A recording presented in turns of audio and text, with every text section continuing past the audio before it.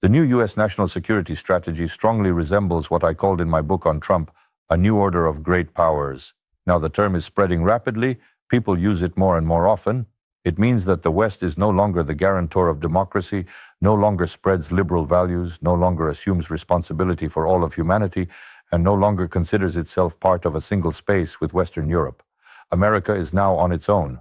America is interested in its own hegemony, its own greatness, its own development, its own dominance, but it believes that the territory of this dominance is, first and foremost, the Western Hemisphere, that is, both American continents. What are Trump and his supporters trying to say in this document? That America is primarily concerned with precisely these two continents, the North American continent all the way to Greenland, if we regard Greenland as an extension of Alaska, and South America. In other words, this is their territory and they are keeping it for themselves. As for the rest of the world, they have removed the main globalist thesis that Russia and China are America's primary strategic adversaries. Those formulations are gone. Russia is spoken of in neutral or even friendly terms, as a potential partner.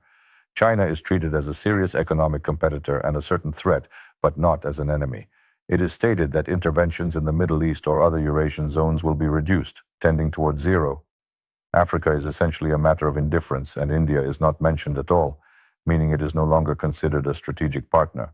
In reality, we are dealing with what can rightly be called a multipolar world. The globalist United States no longer exists, and Europe, in turn, will have to create its own distinct civilizational pole. What is remarkable is that this new national security doctrine perfectly reflects the MAGA approach, the very approach with which Trump came to power. At the helm of the European Union today are ultra-globalists, the absolute antagonists of Trump.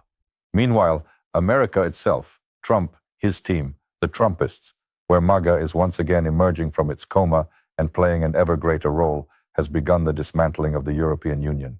This is a new turn of the spiral. Back to MAGA. Everything is proceeding according to the script.